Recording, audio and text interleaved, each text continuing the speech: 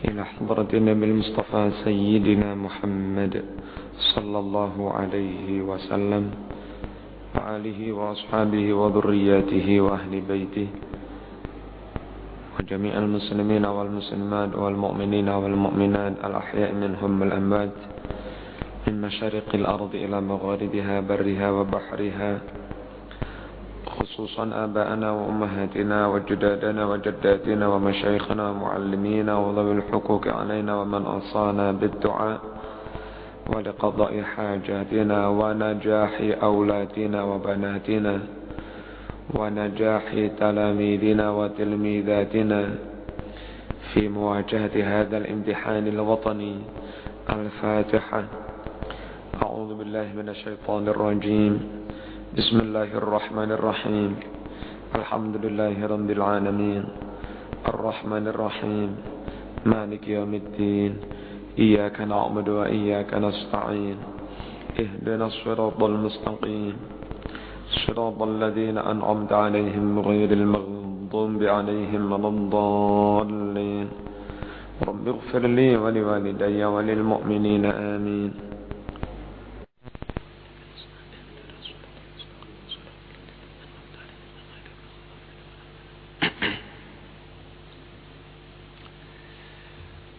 Para jamaah kaum muslimin rahimakumullah, sebelum membaca hadis Mukhtarul Ahadits, saya kepingin menyampaikan klarifikasi agar umat Islam tidak bingung bahwa untuk musola-musola, langgar-langgar atau masjid yang dulu sudah dikiblat, wis dihitung, wis pakai kompas, wis dikiblat bener, maka dengan adanya isu katanya kiblat bergeser, tidak usah dirubah lagi.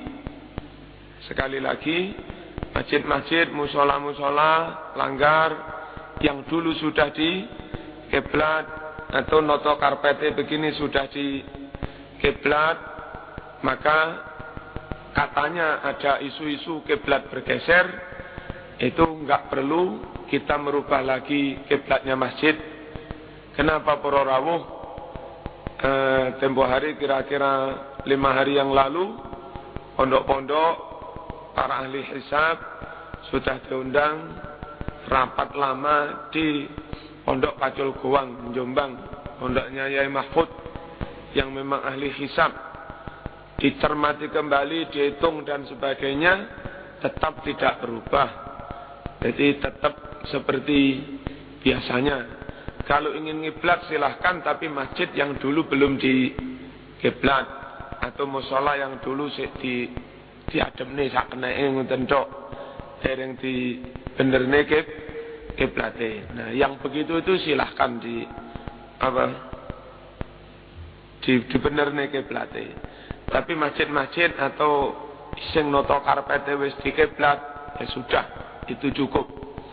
Alasan kedua, berita itu masih simpang siur. Ada sebagian ahli geologi yang berpendapat bahwa pergeseran lempeng di perut bumi itu mengakibatkan pergeseran permukaan bumi. Tapi ada juga ahli geologi yang mengatakan bahwa pergeseran itu hanya di perut bumi, lempengan itu, tidak sampai ke permukaan bumi. Permukaan bumi tetap nggak sampai mengslek, ubah-ubah. Nah, karena ahli geologi pun pendapatnya belum satu, masih simpang siur, ya kita tetap kembali pada yang lama. Apa? Dulu masjid ini sudah dikiblat yakin. Nah, kiblat yang sudah yakin wis dihitung cermat, itu nggak usah dirubah hanya karena berita yang belum meyakinkan. Hanya karena berita yang masih meragukan. Kaidah fikihnya al-yaqinu la yuzalu bisyak, bahwa sesuatu yang meyakinkan dulu sudah dikiblat yakin, itu tidak perlu dirubah-rubah hanya karena ada berita yang belum tentu benar. Paham ya? Terus katanya juga saya melihat di TV itu perubahannya 30 cm. Andai berubah itu 30 cm. Perubahan 30 cm dari jarak Masjid Jami sampai Ka'bah kira-kira 10.000 kilo. Itu yang nggak signifikan, nggak berarti. Wong hanya berubah 30 cm, kalau di sini sampai ngowahi nambah mencelek ngalor 1 derajat lah, didik kan 1 derajat. Itu di sana menceleknya kira-kira sudah ada akeh bisa. Jadi 1 derajat bumi itu sekitar 110 kilo. Bumi itu muter, itu kilonya sekitar 40.000 kilo atau lebih. Tak putaran itu. Jadi 1 derajat bumi itu sekitar 110 kilo. Nah sampean neng kene dadak kakean pola mencelek 1 derajat. Neng Mekah kono kengalorane wis 110 kilo tambah enggak madhep Ka'bah pisan. Ngeten.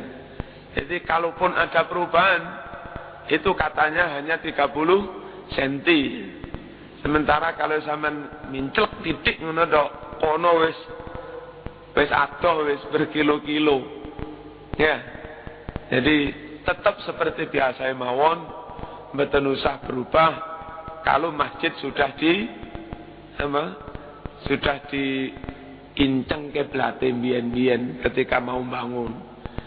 Nah niki saya perlu menyampaikan karena di koran ditulis ngono-ngono ya Mas, akhirnya takmir jamaah padha bingung. Ya apa yang ngwah karpet ya? Kate mau wae sak pira? Mau meslekne titik ya. Kono wis gak karu-karuan wis. Sak mili. Mriki sret sak mili. Ditarik 1 meter. Kan wis dadi pinten 10 cm pinten.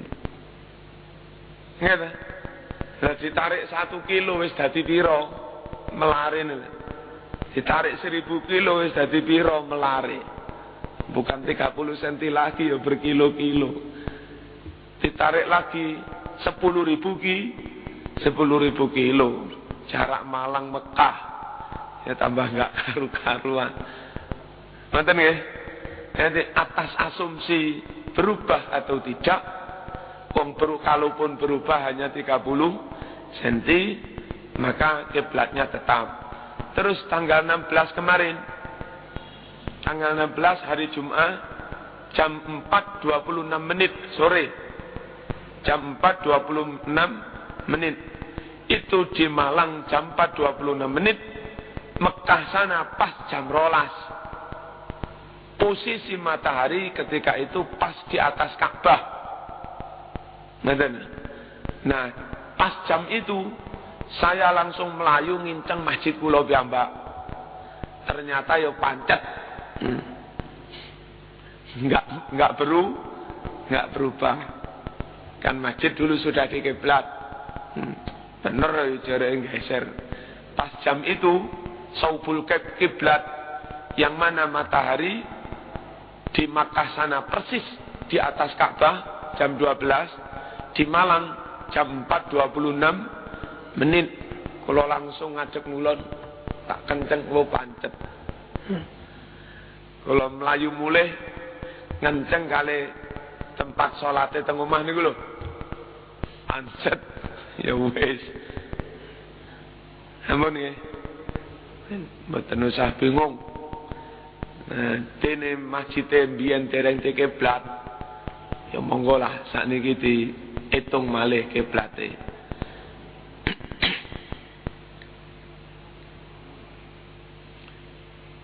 Bismillahirrahmanirrahim. Inna Allah Ta'ala kataba fi ummil kitab qabla an yakhluqa as-samawati wal ard innani ana ar-rahman khalaqtu ar-rahim wa shaqaqtu laha isman min ismi faman wasalaha wasaltuh wa man qata'aha qata'tuh. Rawahu Tabrani. Bahwa sesungguhnya Allah sejak di Lauh Mahfuz sudah membuat ketentuan. Sebelum Allah menciptakan langit bumi, Allah sudah bikin ketentuan begini. Menungso, nama saya ini Rahman Rahim. Sanak famili pun saya namakan rahim. Makanya silatur rahim. Saya ulangi. Saya punya nama Rahman, Rahim. Sanak famili saya beri nama Rahim. Artinya diambil dari kalimat yang kalimat itu berasal dari namanya Allah. Allah punya nama Rahman, Rahim. Sanak famili juga dinamakan Rahim. Nah, maka barang siapa menyambung tali persaudaraan dengan sanak familinya, saya juga menyambung rahmat dengan orang itu. Ibaratnya orang menyambung hubungan dengan sanak famili sama dengan menyambung hubungan dengan Allah. Karena dari akar kata yang sama. Sanak famili itu bahasa Arabnya rahim. Asma Allah juga ada Rahman, ada Rahim. Barang siapa memutus sanak familinya, rahimnya, maka saya juga putus rahmat dari orang itu. Ketorone sambang teng dulur, sambang teng ponaan, sambang bule, bude, ketorone kayak hablum minan nas. Tapi sebetulnya itu juga hablum minallah, menyambung tali dengan rahmatnya Gusti Allah. Ini dalam Islam itu seperti itu. Ketika hablum minallah nggak bisa lepas dari hablum minan nas, ketika hablum minan nas juga nggak bisa lepas dari nilai-nilai hablum minallah. Salat begini, salat itu kan full hablum minallah. Apa? Niatnya fardhon lillahi ta'ala. Nanti setelah itu statement pertama yang diucapkan langsung wajah tu wajhiyah.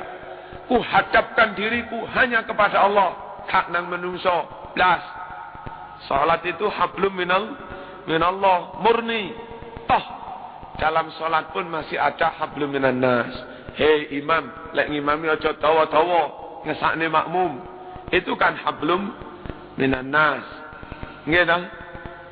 Hei wong lek nata sikil aja kaku-kaku. Nicak ngidek sikile wong kok ganggu. Alonae sing halus. Angkat tangan aja dikenekne. Sikutmu ngeneki kancamu. Ngangkate alon. Itu hablum minan nas.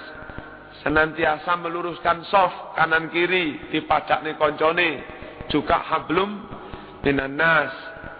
Terus nanti ketika mengakhiri salat, kita akhiri dengan suatu komitmen untuk membangun hubungan baik dengan sesama manusia. Mengakhiri salat itu assalamualaikum warahmatullahi, salam kedamaian sejahtera untuk kalian semua wahai manusia. Artinya salat kita akhiri dengan suatu komitmen membangun kerjasama, kebaikan, kedamaian, keamanan dengan sesama manusia. Kan ya hablum minan nas. Paham ya? Di saat ngimami ada bayi nangis, kan ibunya yang di dekat itu sholat kan ya nggak enak hatinya. Imam dianjurkan mempercepat ngimami dan bacaannya agar si ibu itu segera bisa menolong anaknya. Itu juga hablum minan nas. Sholat yang full hablum minallah masih ada nilai-nilai hablum minan nas. Sebaliknya sanak famili kita sambang dulur, tilik wong loro, yang itu full hablum minan nas, masih harus niat ini dilakukan tidak dalam rangka pilkada, tidak dalam rangka kampanye atau ada udang di balik rembaya. Niati itu kepingin menyambung tali rahmat Allah. Ya, ngerti? Niatnya biar rahmat Allah sambung dengan kita. Hablum minallah. Dengan boten oleh Islam niku dipisah-pisah. Aku hablum minallah tok, hak ngurus menungso, gak boleh. Hablum minan nas tok, pangeran gak rido, gak paten, gak boleh begitu itu. Dalam hablum minan nas mencari ridho Allah, dalam hablum minallah juga tetap memperhatikan manusia yang lain. Apa istilahnya? Islam ini nilainya menyatu. ada integritas. Yang punya prinsip pemisahan sekuler, akhirat tok, dunya tok, Allah Tuhan tok, menungso tok. Itu bukan prinsip Islam. Ketika melakukan hubungan kemanusiaan, bos, lepas dari nilai syariat, buka-bukaan aurat, omben, rok-rokan cekak, pesta pernikahan, you can see, belekane teko lepas dari hukum Allah. Alasannya ini kan kemanusiaan, salah begitu, itu salah. Orang berdakwah, berjihad, Allahu Akbar sampai menyakiti orang juga salah. Berjihad, hablum minallah, ingin diridhoi Allah, ya tetap memperhatikan orang lain. Wis pokoknya Islami ngono yuk. Bismillahirrahmanirrahim. Lanjut. Innal mu'min la yanjus. Rawahul Bukhari wa Muslim. Hadis riwayat Imam Bukhari Muslim. Dulu Abu Hurairah oleh Kanjeng Nabi Muhammad sallallahu alaihi wasallam dipanggil, diceluk, "Abahir, mrene tambah melayu." Iki arek diceluk tambah melayu lapo. Enggak lama kemudian Abu Hurairah datang basah kuyup. Loh, lapo sampean? Wong diceluk tambah melayu. Saiki basah kuyup. Maaf Nabi, saya tadi ketika panjenengan panggil masih jinabat, belum sempat mandi. Malu rasanya orang dipanggil nabinya dalam keadaan masih jinabat. Walah ngono. Gak apa-apa. Masih jinabat ngadep aku gak apa-apa. Orang mukmin itu tidak najis. Al mukmin la yanjus. Bahwa orang mukmin itu tidak najis. Rawahul Bukhari wa Muslim. Hadis riwayat Imam Bukhari Muslim. Kalau soal hukumnya mubah atau tidak mubah, zaman marin jima turun ngatus gede, selak kesusu, suan Habib Soleh, suan Habib Bakir, mubah, nggak haram. Dalam keadaan masih jinabat, belum sempat mandi, selak pengen suan Yai Mas Duki, Yai Basori, mubah, nggak haram. Ditimbali Nabi pun belum sempat Nabi boleh datang. Lawang orang mukmin itu tidak najis. Itu soal boleh atau tidak boleh. Soal mubah atau haram, hukumnya mubah. Boleh. Tapi wong kita itu dituntut nggak toto kromo. Mosok sik kumus-kumus ambune lepus.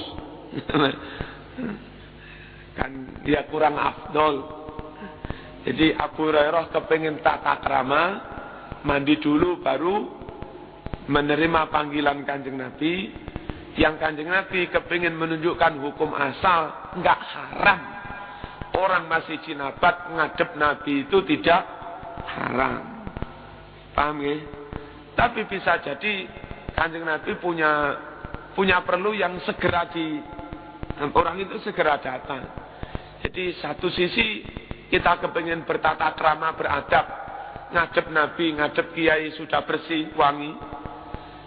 Tapi bisa jadi di sisi lain Kiai itu selak kesusu. Ngene.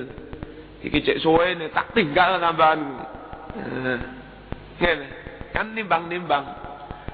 Kiai kepingin kita segera.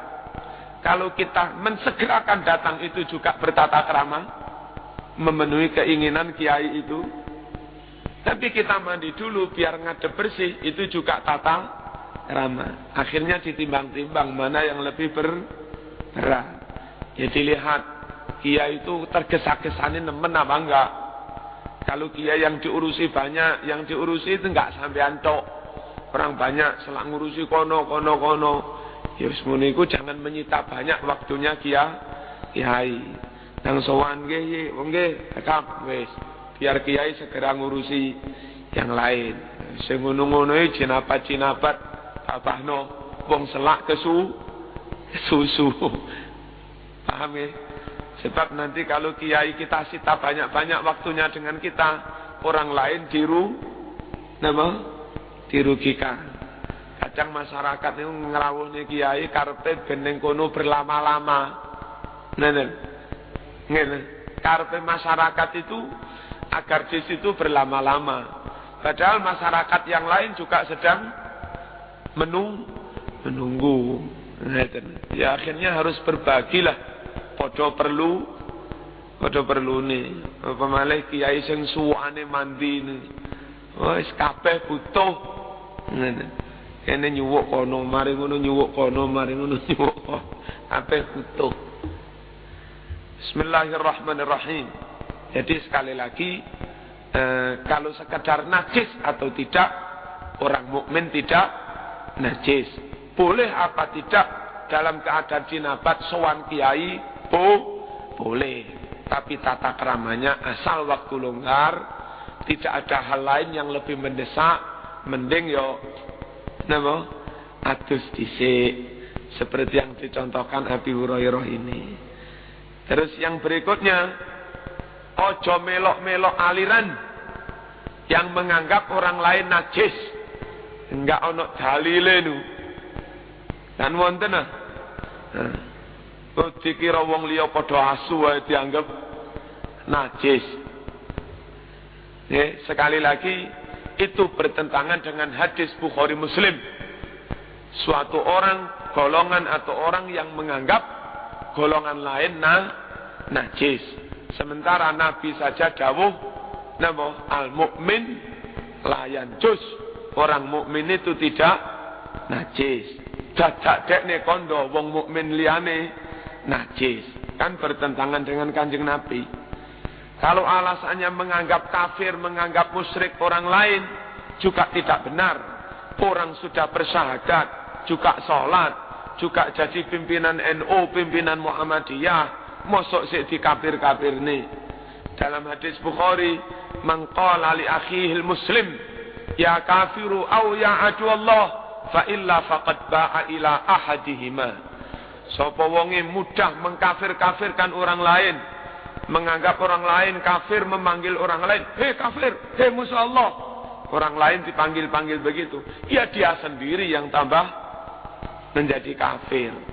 Dalam hadis riwayat Imam Muslim, mengkafirkan orang itu tidak mudah. Nabi membuat kaidah, illa antarau kufran bawahan. Kecuali jika kalian melihat bukti kafir yang nyata-nyata, terang-terangan. Koncomu memang sudah pakai salib, sudah menyatakan, mas, aku saiki metu teko Islam. Lah ngene iki lho. Sama menyatakan kafir, monggo nyoto sampean. Atau wong itu ngenyek ajaran Islam yang pokok-pokok. Dijak salat, alah, kaya apa salat? Kon salat tambah melarat keceng gudiken. Aku gak ada salat tambah seger. Kan wis enggak gelem salat, menghina lagi. Ini nyata-nyata kafir. Ngoten. Kalau enggak ada bukti nyata-nyata kafir, ya enggak boleh mengkafirkan orang. Setelah dianggap kafir terus dijarah hartanya. Ya, wong kata se ate jarahe dadak ngapirne dhisik. Terus mari ngono menganggapnya najis. Enggak boleh. Al mukmin la yanjus. Orang mukmin itu tidak najis. Terus di zaman Nabi, tidak semua orang yang masuk Islam itu disuruh mandi. Jadi mandi karena orang masuk Islam itu hukumnya sunnah. Dan tidak semua orang yang bersyahadat di hadapan Nabi mesti disuruh mandi besar. Tidak. Artinya ketika orang masuk Islam tidak wajib mandi besar, berarti orang itu tidak dianggap najis. Andai gara-gara kafir najis, mestinya setiap orang kafir masuk Islam wajib mandi, wajib bersuci. Paham niki? Nggih. Cek mboten nang kampung kadang ruwet. Dipel maneh langgare boleh tinggi salat marzuki. Yo opo sih? Terus dawuh Gusti Allah dalam Al-Qur'an, laqad khalaqnal insan fi ahsani taqwim. Sungguh kuciptakan manusia dalam bentuknya yang paling baik, yang paling sempurna. Walaqad karramna bani Adam. sungguh kami benar-benar memuliakan anak Adam. Anak Adam menungso itu kalih Gusti Allah dimuliakan. Walaqad karramna bani Adam. Sungguh kami muliakan manusia. Nah, menajiskan menungso nganggep padha asu, ngenyek iki jenenge. Ngenyek napa memuliakan iki? Orang lain dianggap najis itu. Menghina apa memuliakan? Ya menghina sak pol-pole lah. Ya apa? Allah dalam Quran menyatakan memuliakan manusia. Terus ada orang menganggap orang lain najis. Di saat Allah memuliakan manusia, lalu ada orang menghina manusia, ya tentu sing bener Gusti Allah. Itu napa? Itu Ustaz Semprul niku. Benar. Terus ngeten, kayaknya sebagian orang nganggap orang lain najis itu begini. Pertama, dia punya prinsip sing gurung padha aku kafir. Dan kalau kafir musyrik berarti najis. Dalilnya innamal musyrikuna najasun. Sungguh orang-orang musyrik itu najis. Dalil mereka kayaknya begitu. Sing durung baiat ning golong aku, ning amirku kafir. Lek kafir berarti najis. Innamal musyrikuna najasun. Nggih. Ya, monggo asal tahu saja bahwa ayat itu tidak dimaksudkan najis secara dohir. Kalau dibaca lengkap, innamal musyrikuna najasun fala yaqrabul masjidal haram ba'da amihim hadza. Sungguh orang-orang musyrik itu najis. Karena itu maka mereka jangan masuk Masjidil Haram. Nah, gandeng penaklukan kota Makkah, Fathu Makkah. Lalu Nabi masuk areal Ka'bah, pelatarane Ka'bah, patung-patung, simbol-simbol kemusyrikan, simbol-simbol kotoran akidah, simbol-simbol kotoran tauhid. Patung itu oleh Nabi dirusak, dibersihkan. Sehingga setelah itu Ka'bah, Masjidil Haram bersih dari simbol-simbol kemusyrikan. Bersih dari patung, bersih dari kotoran akidah. Orang kafir, orang musyrik yang dalam hatinya masih ada patung, jangan masuk Masjidil Haram yang sudah tidak ada patungnya. Ngaten. Lah, kalau yang dimaksud itu najis beneran, kayak sikil kena kotoran, kena teledong, kena tai dan sebagainya, najis beneran terus dipel. Andai yang dimaksud najis beneran, maka orang itu tidak hanya haram masuk Masjidil Haram, ya masuk Masjid Malang, Gasek, macam-macam ya haram semua. Andai yang dimaksud najis beneran, kaki saya najis kena kotoran, masuk Masjidil Haram nggak boleh, masuk Masjid Jamek Malang ya nggak boleh kalau memang najis beneran. Tapi ayat itu hanya melarang mereka masuk Masjidil Haram. Berarti kan bukan karena najis dohir kan? Pahami? Paham napa ngantuk?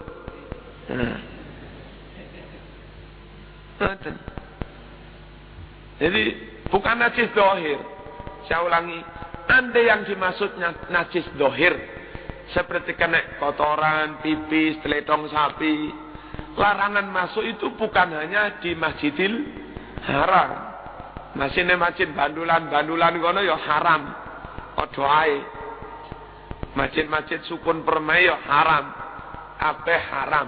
Enggak boleh masuk ketika kaki najis. Tapi ternyata ayat itu hanya dawuh jangan masuk Masjidil Haram. Jangan dekat-dekat Masjidil Haram. Berarti bukan najis zahir, najis akidah. Oh, Masjidil Haram wis kana patunge, bersih dari simbol kemusyrikan. Siapapun yang hatinya masih ada patungnya, masih ada simbol-simbol kemusyrikan, jangan masuk Masjidil Haram. Yang mana di Masjidil Haram sudah enggak ada simbol-simbol kemusyrikan, enggak ada patung. Ngoten. Kalau ayat diwaca setunggal. Nanti malah ruwet.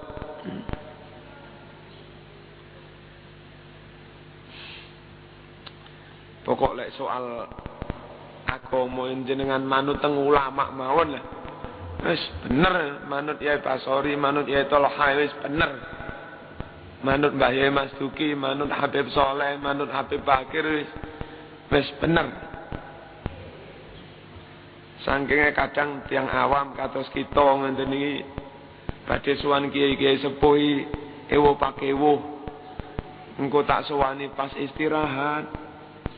Enggak sowani pengen tanya, sehingga perlulah ada Ustadz nem-neman sing enggak nyungkani entengan menjadi tempat bertanya. Tapi Ustadz nem-neman itu ketika dipercaya masyarakat menjadi tempat bertanya, ojo jawab sakarepe dhewe. Jawabane kudu dipadakne karo ulama-ulama sepuh niku wau. Sehingga masyarakat tanya kepada dia, sama saja nanti jawabannya dengan tanya kepada kiai-kiai sepuh. Lagi takon ning ustad nom dadak ustad nom sakarepe dhewe. Ya malah ruwet. Arep takon kiai sepuh sungkan. Takon kiai sing nom yo enggak meyakinkan.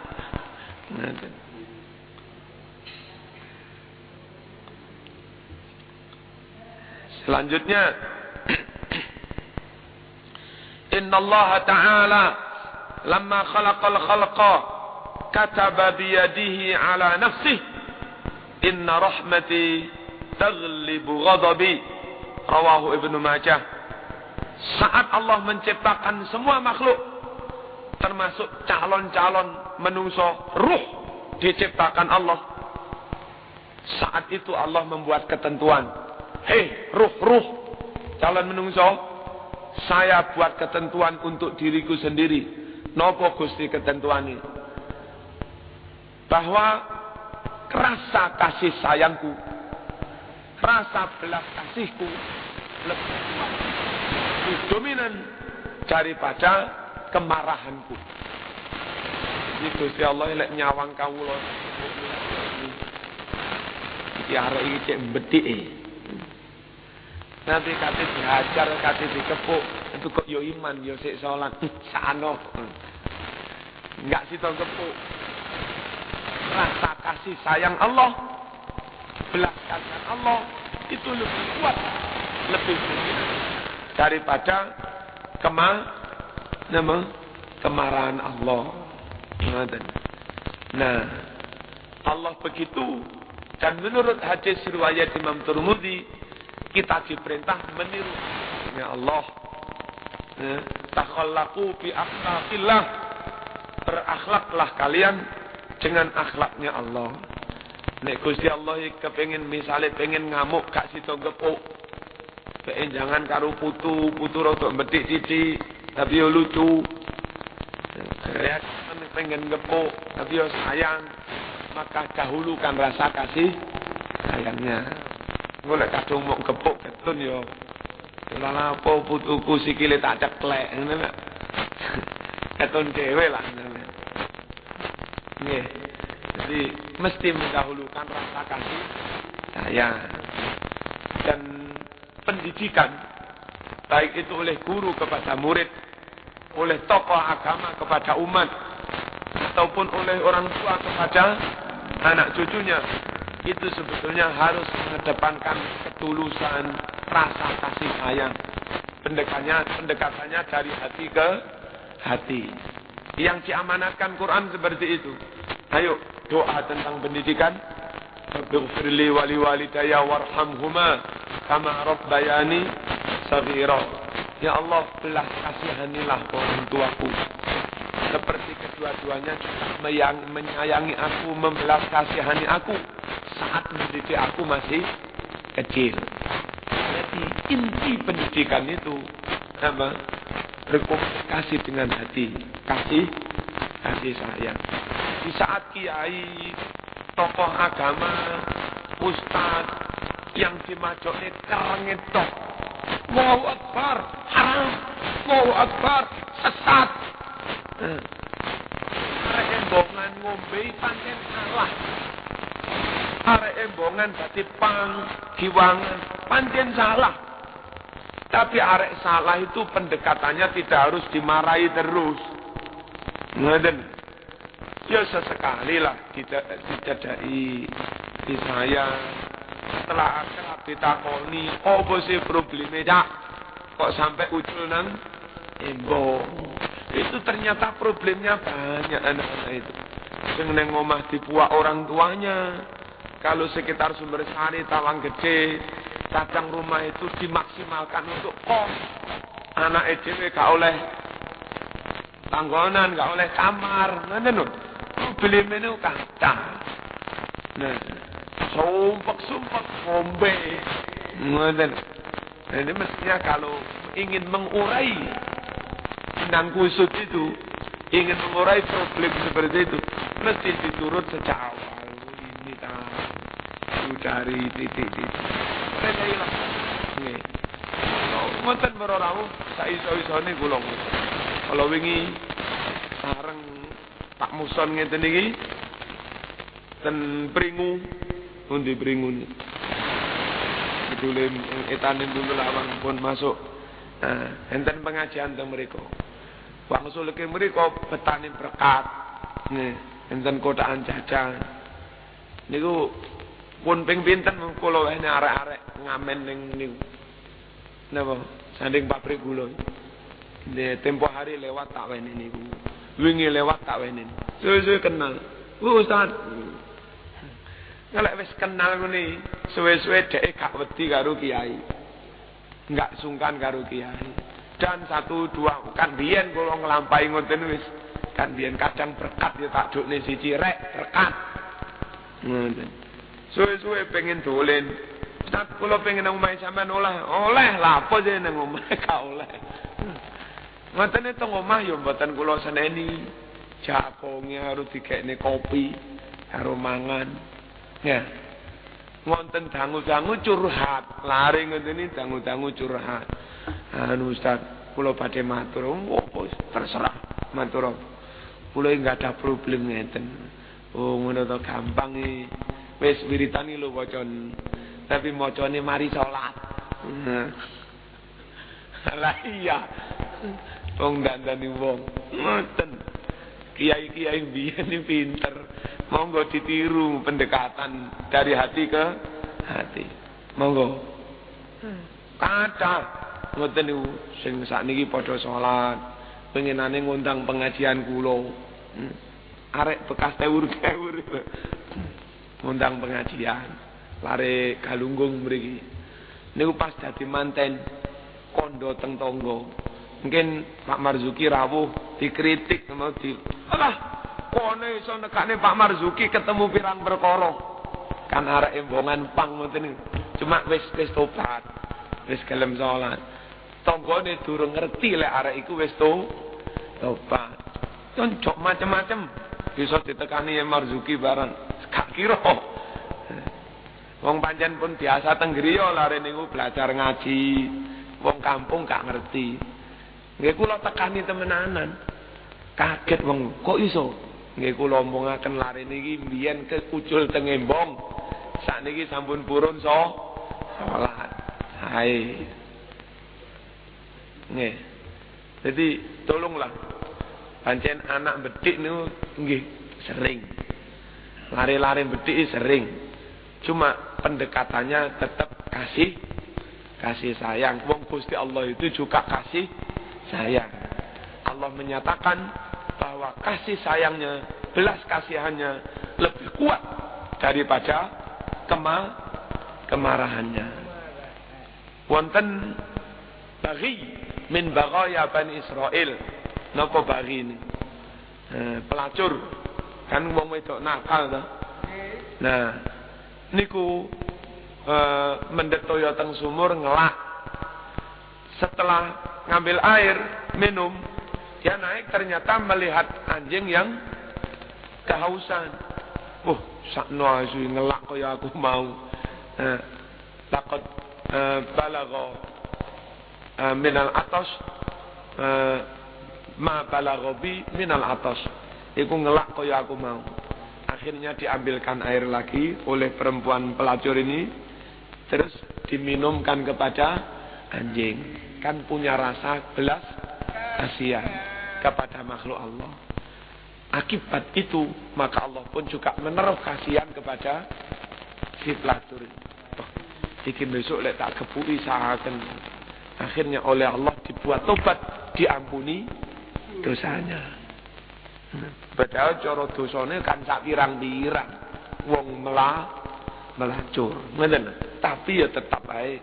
Gara-gara satu kebaikan, kasih sayang kepada anjing, maka orang itu diampuni dosanya. Terus sahabat nanya, Nabi, masuk ngombeni asu oleh ganjaran? Nih, apa jawab Kanjeng Nabi? Loh, fi kulli kabitin rabbin ajrun. Peduli setiap kepada makhluk hidup, itu kita mendapat pahala. Ono wit-witan yang pinggir rembong mari ditandur pemerintah.